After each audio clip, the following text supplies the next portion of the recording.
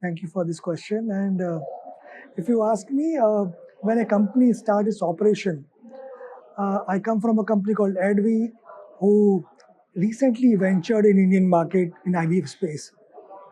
So when we were venturing into the industry, because we are well known for our bulk business, where we exist for antigen antibody for 35 years, and then we were into DP business. I mean, serving WHO with malaria test. But when it comes to Indian market, 2 years back, we thought of venturing into this business, keeping in mind how we can serve patients better. Because we had a choice back then that what route we need to take. I mean, for example, when any company want to venture into a new space, they always think about two aspects. One is that how to take the market share from the existing market, and second is how to create new markets or identify the gaps in the current treatment modalities, which you can address with your solutions. So we chose the second one. So we first identified the gaps which exist in IVF space. Though it's a very difficult task because you are not knowing that whether you want to get success or not, but we chose the second path, or the path where we were not knowing that whether we get the success or not. So we identified gaps in IVF space. The first gap is like subjectivity when it comes to the semen analysis, because people used to do this with the normal manual methods, and there are chances of errors. So that's the first thing that we identified, that in entire IVF, if you see, if you want to improve the outcome, there are various steps involved, starting from the semen analysis, which you do that profiling of how good the semen is or how good the sperm is, followed by then how AI can improve the outcomes in this space. Then second step is that how to, though you have done the semen analysis, but you need to choose the best sperm to do the IUI or IVF. So that was again a very difficult task. So there are devices in place like microfluidic devices need to be used to do that. And then third is obviously cryopreservation and all that. So there are multiple facets which can impact the outcome in IVF space. So what we choose, we started with the first point itself. So we have introduced first time in India AI-enabled semen analysis machine by collaborating with a company called Bonre Bio from Taiwan. So it was quite a new thing, and we had to face a lot of challenges from the embryologist, and that, because then you need to convince them that we are going against what the conventional practice is. But let me tell you, with all our these scientific programs, establishing that how AI can help in improving the what the outcomes in IVF. So as a company, we have really, if you ask me, that so far we have already partnered with 300 plus IVF centers across the country, and I could say once your first step right, then obviously it is going to improve your outcome. So that's one I could say. Second is, for example, choosing the best sperm for fertilization was something which was a very difficult, or you can say challenging things. So what we have done, we again launched a product called CA0, which is again first time in the country in microfluidic devices. And so if you ask me, out of 3 or 4 steps, we are already ventured with the advanced technology in these two spaces. And I hope the IVFs who are adopting these newer advancement, seeing the better outcomes in their cycles. Good question from your end, because if you ask me, uh, this require multiple approaches. I mean, only pharma or only a diagnostic company or a clinician or embryologist, there are multiple pillars to it. So if I would say pharma or a diagnostic company is one of it. So as a pharmaceutical company or a diagnostic company, what I would say that it all starts with the hormonal profiling of the patient. So once you are doing the profiling of a patient first, second is a genetic profiling, then you have all those tests which normally been performed. Because I remember 10 years back, there are in the protocols, depends on the IVF based protocols or a doctor dependent protocols. Everyone used to have unique protocols back then. But now things have evolved. Now, ever since this hormonal profiling have come in the picture, people are going to PGTs like the genetic testing and all. So now these, if you have a module or you can have uh, some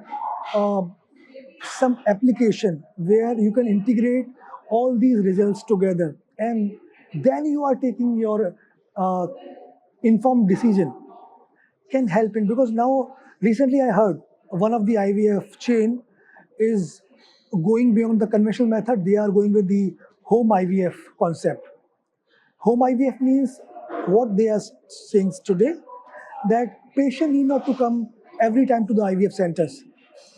According to them, even that basic testing or you say semen testing can be done at their home itself. So the aspiring couples who have social stigma to visit IVFs every now and then is very difficult. So just to give them a comfort, this IVF chain thought of that why can't we extend this service to overcome all those social stigma or their coming to IVF centers every now and then.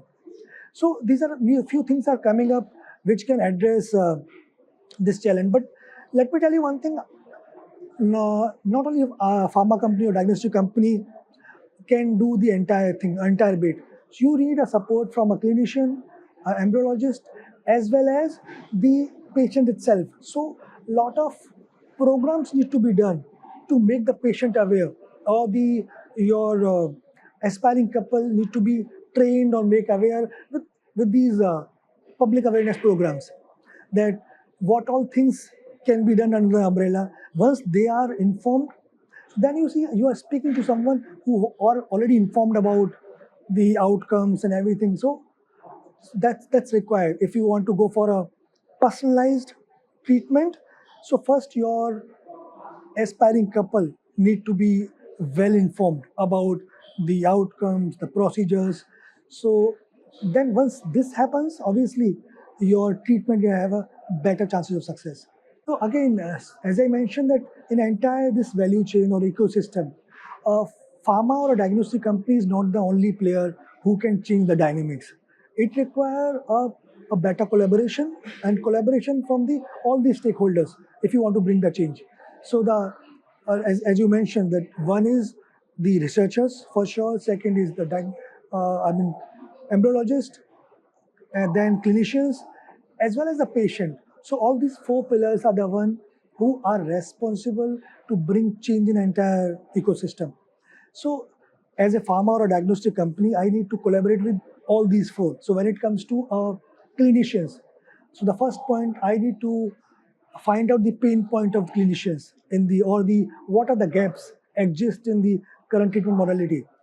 Then the second thing, that if some idea comes up, I need to validate that idea, whether it is addressing that gap or not. So I need to collaborate with researchers for that. So I do for doing the experimentation or the trials, because today this world is moving towards evidence-driven medicine. So until unless you do not have evidences to prove your claims, nobody is to buy it. So you need to have a well,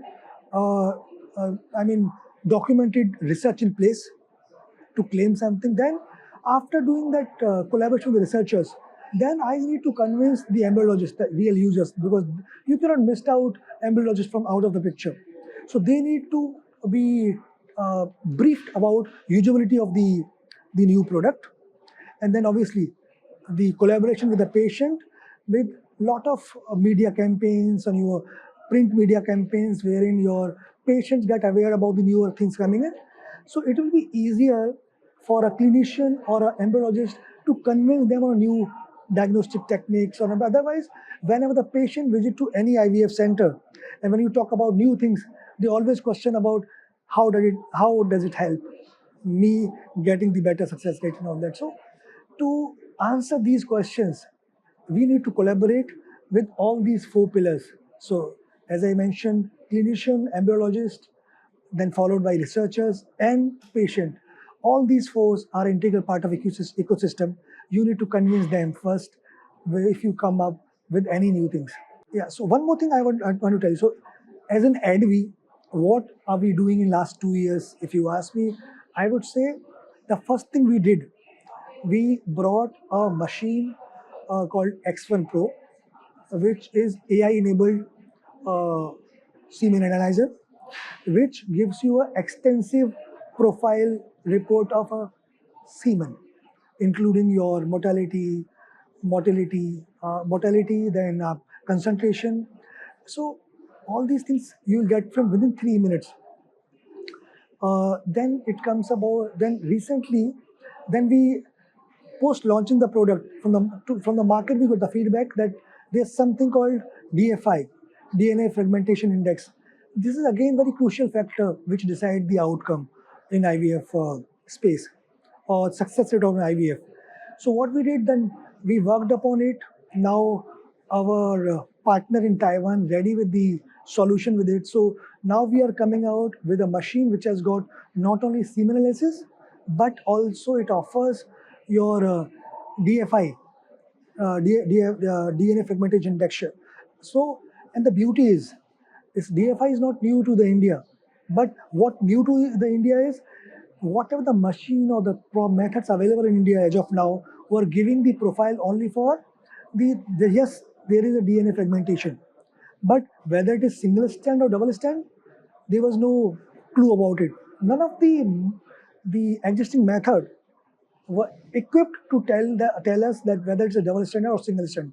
But it's the first time in India we are coming out with a solution which will give you not only that double strand break, not only single strand, but it's also give you double strand break analysis, because the treatment modality remain different whether it is single or double strand break. Though the incidents are less for DSB, but giving the right approach, precision is our motto. So we are bringing that machine to India from April onwards. Yeah, thank you so much for your time as well. I mean, we are committed to bring innovation in IV space of India. Thank you so much.